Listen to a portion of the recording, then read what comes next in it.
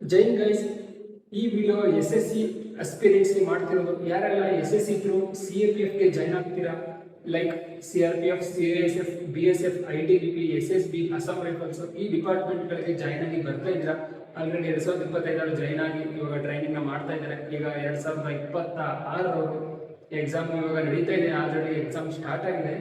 ನೀವು ಡಿಪಾರ್ಟ್ಮೆಂಟ್ಗೆ ಬಂದ ಮೇಲೆ 11 ತಿಂಗಳ ಬೇಸಿಕ್ ಟ್ರೈನಿಂಗ್ ಮಾಡ್ತೀರಾ, ಪಾಸಿಂಗ್ ಔಟ್ ಪೀರಿಯಡ್ ಮಾಡ್ತೀರಾ, ಅದಾದ್ಮೇಲೆ ಬಟಾಲಿಯನ್ಗೆ ಡಿಪ್ಲಾಯ್ಮೆಂಟ್ ಆಗ್ತೀರಾ.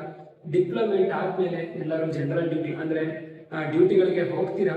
ಇವತ್ತಿನ ವಿಡಿಯೋದಲ್ಲಿ ನೀವು ಎಕ್ಸ್ಟ್ರಾ ಕ್ವಾಲಿಟಿ ನಿಮ್ಮ ಹತ್ರ ಇದ್ರೆ, ಎಕ್ಸ್ಟ್ರಾ ಸ್ಕಿಲ್ಸು ಮತ್ತೆ ಎಕ್ಸ್ಟ್ರಾ ನಾಲೆಡ್ಜ್ ಇದ್ರೆ ಡ್ಯೂಟಿ ಹೊರತಾಗಿ ನೀವು ಹೇಗೆ ಅದನ್ನ ಡಿಪಾರ್ಟ್ಮೆಂಟಲ್ಲಿ ಅಡಾಪ್ಟ್ ಮಾಡಿಕೊಂಡು ಬರೀ ಡ್ಯೂಟಿ ಅಂದರೆ ಎಕ್ಸ್ಟ್ರಾ ಡ್ಯೂಟಿಯಲ್ಲಿ ಮಾಡೋದ್ರಿಂದ ಆರಾಮಾಗಿ ನೀವು ಒಂದು ಡಿಪಾರ್ಟ್ಮೆಂಟಲ್ಲಿ ಡ್ಯೂಟಿಗಳನ್ನ ಮಾಡ್ಕೊಂಡು ಹೋಗ್ಬೋದು.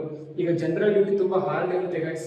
ಲೈಕ್ ಛತ್ತೀಸ್ಗಢ ಆಗಿರ್ಬೋದು, ಜಮ್ಮು ಕಾಶ್ಮೀರ ಆಗಿರ್ಬೋದು, ನಾರ್ತ್ ಈಸ್ಟಲ್ಲೆಲ್ಲ ತುಂಬ ಕಷ್ಟ ಇರುತ್ತೆ. ಸೊ ನೀವು ಎಕ್ಸ್ಟ್ರಾ ಡ್ಯೂಟಿಗಳು ಕಲ್ತಿದ್ರೆ, ಸೊ ನಿಮ್ಮ ಹತ್ರ ಎಕ್ಸ್ಟ್ರಾ ಸ್ಕಿಲ್ಗಳಿದ್ರೆ ನೀವು ಆರಾಮಾಗಿ ಡ್ಯೂಟಿಗಳೇ ಇರೋದಿಲ್ಲ ನಿಮಗೆ. ಆರಾಮಾಗಿ ಕಂಪನಿಗಳಲ್ಲಿ, ಬಟಾಲಿಯನ್ಗಳಲ್ಲಿ ಯಾವ ಲೊಕೇಶನಲ್ಲಿ ಇರುತ್ತೆ ಅಲ್ಲೇ ನೀವು ಸ್ಟೇ ಮಾಡಿಕೊಂಡು ಕೆಲಸಗಳನ್ನ ಮಾಡ್ಕೊಂಡು ಹೋಗೋದು ತುಂಬ ಈಸಿಯಾಗಿ ನಿಮಗೆ ತುಂಬ ಈಸಿ ಅನಿಸುತ್ತೆ ಈ ವರ್ಕ್ ಎಲ್ಲ. ಈಗ ನಿಮಗೆ ಒಂದೊಂದಾಗಿ ಹೇಳ್ತಾ ಹೋಗ್ತೀನಿ. ಮೊದಲನೇದಾಗಿ ರೈಟರ್. ಈಗ ಡಿಪಾರ್ಟ್ಮೆಂಟಲ್ಲಿ ಆಫೀಸ್ ಕೆಲಸ ಎಲ್ಲ ಮಾಡಬೇಕು, ಬೇರೆ ಯಾರು ಬಂದು ಮಾಡೋದಿಲ್ಲ, ನಮ್ಮ ಕೆಲಸಗಳನ್ನ ನಾವೇ ಮಾಡ್ಕೋಬೇಕು.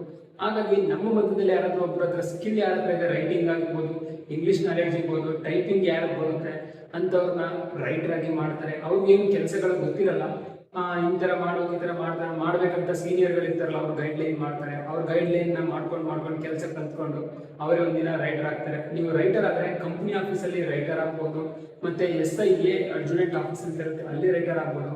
ಮತ್ತೆ ಮೇನ್ ಆಫೀಸ್ ಇರುತ್ತೆ, ಅಲ್ಲಿ ಮಿನಿಸ್ಟ್ರಿ ಸ್ಟಾಫ್ ಇರ್ತಾರೆ, ಅವರ ಅಸಿಸ್ಟೆಂಟ್ ಆಗಿ ಅವ್ರಿಗೆ ರೈಟರ್ ಆಗಿ ಅವ್ರಿಗೆ ಹೆಲ್ಪ್ ಮಾಡಿಕೊಂಡು ಅಲ್ಲೂ ಕೂಡ ಕೆಲಸಗಳನ್ನ ಮಾಡ್ಬೋದು ಗೈಸ್. ರೈಟರ್ ಆದರೆ ನಿಮಗೆ ಹೊರಗಡೆ ಡ್ಯೂಟಿ ಎಲ್ಲಿಗೂ ಹೋಗೋ ಆಗಿಲ್ಲ. ನೀವು ಏನು ಆಫೀಸ್ ಡ್ಯೂಟಿ ಇರುತ್ತೆ 9 to 1 ಮತ್ತೆ 4 to 6, 7 ವರೆಗೆ ಏನು ವರ್ಕ್ ಮಾಡ್ತೀರಾ ಅಷ್ಟೇ ಇರುತ್ತೆ.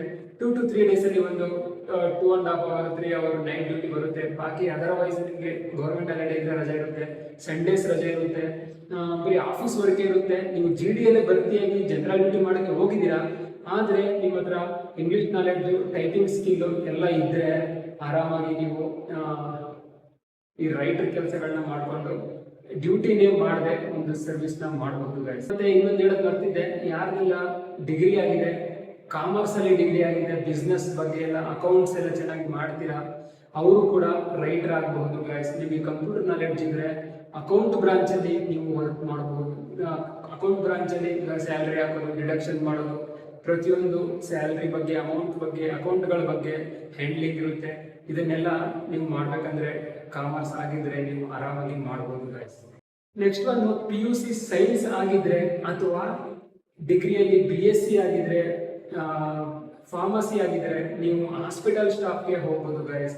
ಈಗ ನೀವು ಬಂದ್ಮೇಲೆ ಬಟಾಲಿಯನ್ ಅಂದಮೇಲೆ ಅಲ್ಲಿ ಹಾಸ್ಪಿಟಲ್ ಇದ್ದೇ ಇರುತ್ತೆ. ಮತ್ತೆ ಗ್ರೂಪ್ ಸೆಂಟರ್ ಅಲ್ಲಿ ನೀವು ಜಾಬ್ ಮಾಡ್ತೀರಾ, ಪೋಸ್ಟಿಂಗ್ ಆಗುತ್ತೆ. ಅಲ್ಲಿ ಕೂಡ ದೊಡ್ಡ ದೊಡ್ಡ ಹಾಸ್ಪಿಟಲ್ ಇರುತ್ತೆ. ಹೆಂಗೆ ನಮ್ಮ ಸಿವಿಲ್ ಅಲ್ಲಿ ಗೌರ್ಮೆಂಟ್ ಹಾಸ್ಪಿಟಲ್ಸ್ ಇರುತ್ತೆ, ಅದೇ ತರ ನಮ್ಮ ಗ್ರೂಪ್ ಸೆಂಟರ್ಗಳಲ್ಲಿ ಬೇಸ್ ಹಾಸ್ಪಿಟಲ್ ಅಂತ ಇರುತ್ತೆ, ದೊಡ್ಡ ದೊಡ್ಡ ಹಾಸ್ಪಿಟಲ್ಗಳಿರುತ್ತೆ. ಅಲ್ಲೂ ಕೂಡ ನಿಮಗೆ ಫಸ್ಟ್ ಏಡರ್ ಆಗಿ ಅಥವಾ ಫಾರ್ಮಸಿಸ್ಟ್ ಆಗಿ ತಗೋತಾರೆ. ಅಲ್ಲಿಯೂ ಕೂಡ ನೀವು 4 ವರ್ಷ ಡ್ಯೂಟಿ ಮಾಡ್ತೀರಾ ಅನ್ಕೊಳ್ಳಿ, 4 ವರ್ಷ ಆರಾಮಾಗಿ ನೀವು ಹಾಸ್ಪಿಟಲಲ್ಲಿ ಕಳೆದ್ಬಿಡ್ಬೋದು. ಮತ್ತೆ ನೀವು ನೆಕ್ಸ್ಟ್ ಪೋಸ್ಟಿಂಗ್ ಹೋಗ್ತೀರಾ ಅನ್ಕೊಳ್ಳಿ ಬಟಾಲಿಯನ್ಗೆ, ಅಲ್ಲೂ ಕೂಡ ಯೂನಿಟ್ ಹಾಸ್ಪಿಟಲ್ ಅಂತ ಇರುತ್ತೆ, ಅಲ್ಲಿ ನೀವು ಅಲ್ಲೂ ಕೂಡ ಅದೇ ಜಾಬ್ನ ಕಂಟಿನ್ಯೂ ಮಾಡಬಹುದು. ಹಾಗಾಗಿ ಯಾರೆಲ್ಲ ಸೈನ್ಸ್ ಮಾಡಿದ್ದೀರಾ ಅವರು ಫಸ್ಟ್ ಏಡ್ ಕೋರ್ಸ್ ಡಿಪಾರ್ಟ್ಮೆಂಟ್ ಅನ್ನು ಮಾಡಿಸ್ತಾರೆ. ಅಥವಾ ಇಲ್ಲೂ ಕೂಡ ನೀವು ಫಸ್ಟ್ ಏಡ್ ಆಗಿರ್ಬೋದು, ಅಥವಾ ಫಾರ್ಮಸಿ, ಲ್ಯಾಬ್ ಅಸಿಸ್ಟೆಂಟ್. ಮೇನ್ ಆಗಿ ಹೇಳೋದು ಬರ್ತಿದ್ದೆ ಗೈಸ್, ಲ್ಯಾಬ್ ಅಸಿಸ್ಟೆಂಟ್. ಯಾರು ಲ್ಯಾಬ್ ಅಸಿಸ್ಟೆಂಟ್ ಕೋರ್ಸ್ ಎಲ್ಲ ಮಾಡಿದ್ದೀರಾ ಅವರು ಆರಾಮಾಗಿ ಹಾಸ್ಪಿಟ್ಲಲ್ಲೇ ಸೆಟ್ ಆಗಬಹುದು ಗೈಸ್. ನೀವು ಲೈಫ್ ಟೈಮ್ ಸರ್ವಿಸ್ ಹಾಸ್ಪಿಟ್ಲಲ್ಲೇ ಹೋಗ್ಬಿಡುತ್ತೆ. GD ಬರ್ತೀನಿ ಆಗೋದು ನೀವು, ಆದರೆ ನಿಮ್ಮ ಹತ್ರ ಈ ಕ್ವಾಲಿಟಿಗಳಿದ್ರೆ ಈ ಕೆಲಸನೆಲ್ಲ ಮಾಡ್ಬೋದು. ಮತ್ತೆ ನೆಕ್ಸ್ಟ್ ಒಂದು ಎಲೆಕ್ಟ್ರಿಷಿಯನ್ ಆಯಿತು, ಪ್ಲಂಬರ್ ಆಯಿತು, ಕಾರ್ಪೆಂಟರ್, ಇದೆಲ್ಲ ನೀವು ಕೆಲಸ ಬರುತ್ತೆ. ಆದರೆ ನೀವು ಆ ಟ್ರೇಡಲ್ಲಿ ಭರ್ತಿ ಆಗಿರಲ್ಲ. ನೀವು GDಗೆ ಜಾಯ್ನ್ ಆಗಿರ್ತೀರಾ, ಅವಾಗ ನೀವು ಇಂಟರ್ವ್ಯೂ ಆಗುತ್ತೆ ನಿಮಗೆ ಬಟಾಲಿಯನ್ಗೆ ಹೋದಾಗ. ಅವಾಗ ಎಕ್ಸ್ಟ್ರಾ ಸ್ಕಿಲ್, ಎಕ್ಸ್ಟ್ರಾ ವರ್ಕ್ ಏನು ಬರುತ್ತೆ, ಏನು ಸ್ಪೆಷಾಲಿಟಿ ಇದೆ ನಿನ್ನಲ್ಲಿ ಅಂತ ಕೇಳ್ತಾರೆ. ಅವಾಗ ನೀವು ಈ ಸ್ಕಿಲ್ ಎಲ್ಲ ಬರುತ್ತೆ ನಮಗೆ ಅಂತ ಹೇಳಿದ್ರೆ, ಎಲೆಕ್ಟ್ರಿಷಿಯನ್ ಆದರೂ ಕೂಡ ಅಷ್ಟೇ, ನೀವು ಬಟಾಲಿಯನ್ನಲ್ಲೇ ಇರ್ತೀರಾ, ಹೆಡ್ ಕ್ವಾರ್ಟರಲ್ಲೇ ಇರ್ತೀರಾ, ಎಲ್ಲೂ ಕಳಿಸ್ತಿಲ್ಲ ನಿಮಗೆ. 24 hour into 7 ನೀವು ಹೆಡ್ ಕ್ವಾರ್ಟರ್ ಲೊಕೇಶನಲ್ಲಿ ಇರ್ತೀರಾ. ಎಲೆಕ್ಟ್ರಿಕ್ ಕೆಲಸ, ಲೈಟ್ ಹೋದ್ರೆ ಆನ್ ಮಾಡೋದು, ಮತ್ತೇನಾದರೂ ಫಾಲ್ಟ್ ಆದರೆ ಮತ್ತೆ ಹೊಸ ಕನೆಕ್ಷನ್ ಕೊಡೋದು, ಮತ್ತೆ ಏನಾದರೂ ಪ್ರಾಬ್ಲಮ್ ಆದರೆ ಸರಿ ಮಾಡೋದು, ಪ್ರತಿಯೊಂದು ಕೆಲಸ ಎಲೆಕ್ಟ್ರಿಷಿಯನ್ಗೆ ತುಂಬಾ ಮಹತ್ವ ಇದೆ ಡಿಪಾರ್ಟ್ಮೆಂಟ್ ಅಲ್ಲಿ ಗೈಸ್. ಅದೇ ತರ ಪ್ಲಂಬರ್ ಆಯ್ತು, ಈಗ ಗ್ರೂಪ್ ಸೆಂಟರ್ ಇದ್ದೀರ ಅನ್ಕೊಳ್ಳಿ, ಅಲ್ಲಿ ಬಿಲ್ಡಿಂಗ್ ಬ್ರಾಂಚ್ ಅಂತ ಇರುತ್ತೆ, ಅಲ್ಲೆಲ್ಲ ಪ್ಲಂಬರ್ ಕ್ವಾರ್ಟರ್ಸ್ ಗಳೆಲ್ಲ ಹೋಗಿ ನೀವು ಕೆಲಸ ಮಾಡ್ಬೇಕಾಗುತ್ತೆ. ಪ್ಲಂಬರ್ ಕೆಲಸ, ಮತ್ತೆ ಪೈಪ್ ಗಳನ್ನ ಜೋಡಿಸೋದು, ಹೊಡೆದೋಗಿದ್ರೆ ರಿಪೇರ್ ಮಾಡೋದು, ಅದೇ ತರ ಪ್ರತಿಯೊಂದು ಕೆಲಸಗಳನ್ನ ಮಾಡಿಸ್ತಾರೆ. ಪ್ಲಂಬರ್ಗೂ ಕೂಡ ಒಳ್ಳೆ ಬೆಲೆ ಇದೆ.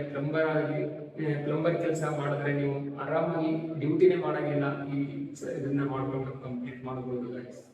ಇದೇ ತರ ಪೇಂಟರ್ ಕೆಲಸ ಮಾಡಿದ್ರೆ ನಿಮ್ಗೆ, ಮತ್ತೆ ಡ್ರಾಯಿಂಗ್, ಯಾರಿಗೆಲ್ಲ ಆರ್ಟ್, ಡ್ರಾಯಿಂಗು ಮತ್ತೆ ಲೆಟರ್ಸ್ ಗಳು ಬರೆಯೋದು, ನೇಮ್ಗಳು ಬರೆಯೋದು ಇದೆಲ್ಲ ಚೆನ್ನಾಗಿ ಬರುತ್ತೆ, ಅವ್ರಿಗಂತೂ ಇನ್ನೂ ತುಂಬಾನೇ ಒಳ್ಳೆ ಫ್ಯೂಚರ್ ಇದೆ ಅಂತ ಏನು ಹೇಳ್ಬೋದು. ಯಾಕೆಂದ್ರೆ ಅವ್ರನ್ನ ಎಲ್ಲಿಗೂ ಕಳಿಸೋದಿಲ್ಲ ಡ್ಯೂಟಿಗೆ. ಯಾಕೆಂದ್ರೆ ಏನಾದ್ರು ಬರೆಯೋದು ಇದ್ದೇ ಇರುತ್ತೆ ಡಿಪಾರ್ಟ್ಮೆಂಟ್ ಅಲ್ಲಿ, ಅವ್ರನ್ನ ಹೆಡ್ ಕ್ವಾರ್ಟರ್ ಪೋಸ್ಟಿಂಗ್ ಮಾಡ್ಕೋತಾರೆ, ಯಾವುದೇ ಕಂಪನಿಗಳಿಗೆ ಪೋಸ್ಟಿಂಗ್ ಮಾಡೋದಿಲ್ಲ ಗೈಸ್.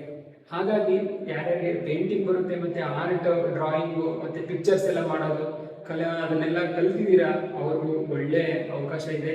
ನೀವು ಹೆಡ್ ಕ್ವಾರ್ಟರ್ ಪೋಸ್ಟಿಂಗ್ ಮಾಡ್ಕೊಂಡು ಆರಾಮಾಗಿ ನಿಮ್ಮ 20 years 25 years ಲೈಫ್ ಟೈಮ್ನೇ ಈ ಕೆಲಸಗಳಲ್ಲಿ ಬರೀ ಪೇಂಟಿಂಗ್ ಮಾಡ್ಕೊಂಡೇ ಉಳ್ಕೋಬಹುದು ಗೈಸ್. ಅದೇ ತರ ವೆಲ್ಡಿಂಗ್ ಮಾಡೋದು ಅಷ್ಟೇ, ವೆಲ್ಡಿಂಗ್ ಮಾಡೋದು ಎಲ್ಲ ಕಳಿಸಲ್ಲ. ಓವರ್ ಆಲ್ ಹೇಳ್ಬೇಕಂದ್ರೆ ನೀವು ಎಕ್ಸ್ಟ್ರಾ ಸ್ಕಿಲ್ ಇದ್ರೆ ಜನರಲ್ ಡ್ಯೂಟಿ ಮಾಡಕ್ಕೆ ಹೋಗಲ್ಲ. ಏನು ನೀವು ಯಾವ ಸ್ಕಿಲ್ ಬರುತ್ತೆ ಆ ಸ್ಕಿಲ್ ಅಲ್ಲಿ ನೀವು ಅದೇ ವರ್ಕ್ ಅಲ್ಲಿ ಕಂಟಿನ್ಯೂ ಮಾಡ್ಕೊಂಡು ಹೋಗ್ಬೋದು. ಏನು ಬರಲ್ಲ ಅಂದ್ರೆ ನಂತರ ಜನರಲ್ ಡ್ಯೂಟಿ ಮಾಡಬೇಕಾಗುತ್ತೆ. ನೋಡಿ, ರೈಫಲ್ ಇಟ್ಕೊಳ್ಳೋದು, ಹೋಗೋದು, 2 days 3 days ಜಂಗಲ್ ಎಲ್ಲ ಸುತ್ತಾಡೋದು, ಎನ್ಕೌಂಟರ್ ಡ್ಯೂಟಿ ಇರುತ್ತೆ, ಆಪರೇಷನ್ ಡ್ಯೂಟಿ ಇರುತ್ತೆ.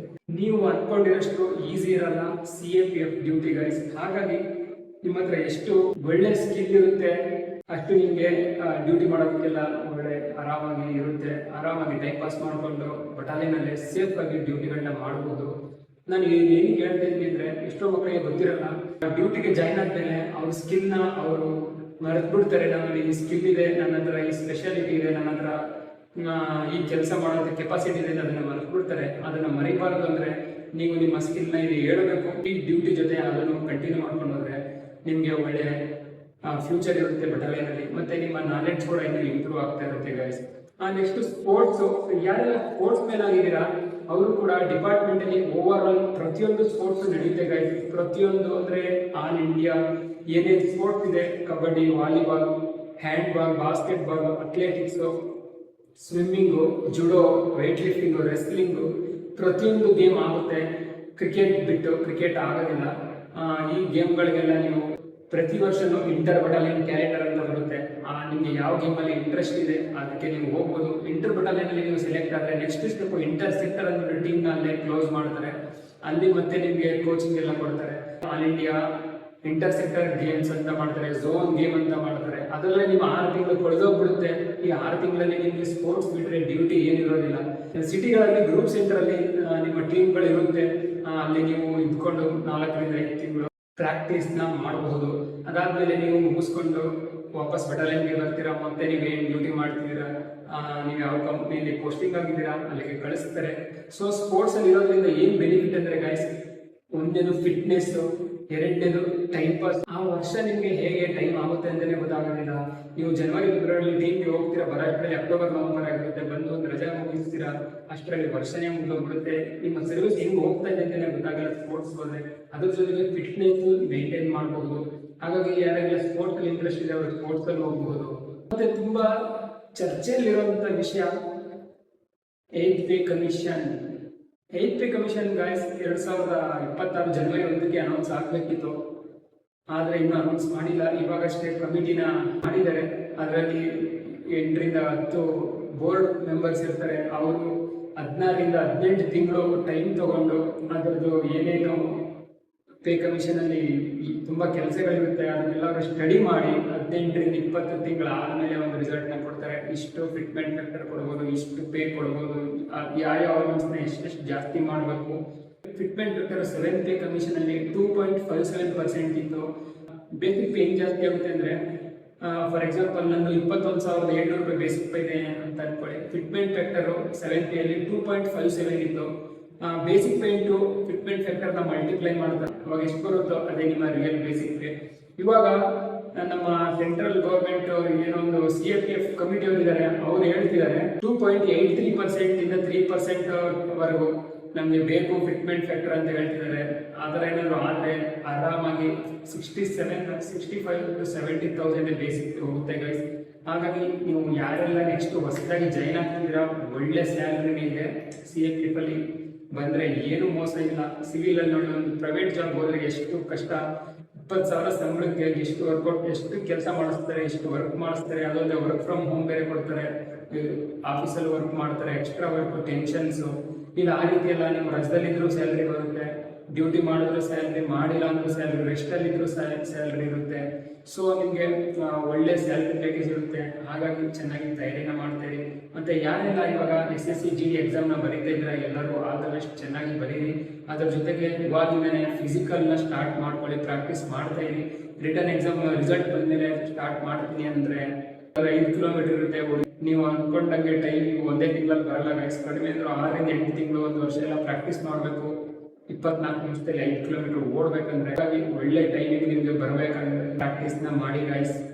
ಇದಿಷ್ಟು ಒಂದು ಇನ್ಫಾರ್ಮೇಷನ್ ನಿಮಗೆ ಶೇರ್ ಮಾಡಬೇಕು ಅಂತ ತುಂಬ ದಿನದಿಂದ ಕಾಯ್ತಾ ಇದ್ದೆ, ಟೈಮೇ ಸಿಗ್ತಾ ಇರಲಿಲ್ಲ. ಫೈನಲಿ ಡಿಪಾರ್ಟ್ಮೆಂಟ್ಗೆ ಬಂದಮೇಲೆ ಯಾವ ರೀತಿ ನೀವು ಯುಟಿಲೈಸ್ ಮಾಡ್ಕೋಬೋದು, ನಿಮ್ಮ ಏನು ನಿಮ್ಮ ಸ್ಪೆಷಾಲಿಟಿ ಇದೆ, ನಿಮ್ಮ ಹತ್ರ ಏನು ಸ್ಕಿಲ್ಸ್ ಇದೆ, ಅದನ್ನ ಇಲ್ಲಿ ತೋರಿಸ್ಬಿಟ್ಟು ನೀವು ಆರಾಮಾಗಿ ಒಂದು ನೌಕರಿನ ಮಾಡ್ಕೊಂಡು ಹೋಗ್ಬಹುದು ಗೈಸ್. ಏನು ರಿಸ್ಕ್ ಇದೆ, ಆಫೀಸ್ ವರ್ಕ್ ಆಯಿತು, ಹಾಸ್ಪಿಟಲ್ ಸ್ಟಾಫ್ ಆಯಿತು, ಮತ್ತು ಸ್ಪೋರ್ಟ್ಸ್ ಆಯಿತು, ಈ ಥರ ಎಲ್ಲ ಮಾಡ್ಕೊಂಡು ಟೈಮ್ ಪಾಸ್ ಮಾಡ್ಕೊಂಡು ಒಳ್ಳೆ ಡ್ಯೂಟಿನ ಮಾಡ್ಕೊಂಡು ಹೋಗ್ಬೋದು. ನಾನು ಕೂಡ ಸ್ಪೋರ್ಟ್ಸಲ್ಲೇ 10 ರಿಂದ 12 ವರ್ಷ ಇದ್ದೆ. ಪ್ರತಿ ವಿಡಿಯೋದಲ್ಲಿ ಹೇಳ್ತಾ ಇರ್ತೀನಿ, ನಾನು ಇಷ್ಟು ಫಿಟ್ ಆಗಿರೋದಕ್ಕೆ ರೀಸನ್ನೇ ಸ್ಪೋರ್ಟ್ಸಲ್ಲಿದ್ದೆ, ಅಥ್ಲೆಟಿಕ್ಸಲ್ಲಿದ್ದೆ. 800 ಮೀಟ್ರ್, 1500 ಮೀಟ್ರು, ಮತ್ತು cross country 4 kilometre, 12 kilometre, half marathon ಇದನ್ನೆಲ್ಲ ಓಡ್ತಾ ಇದ್ದೆ ಗೈಸ್.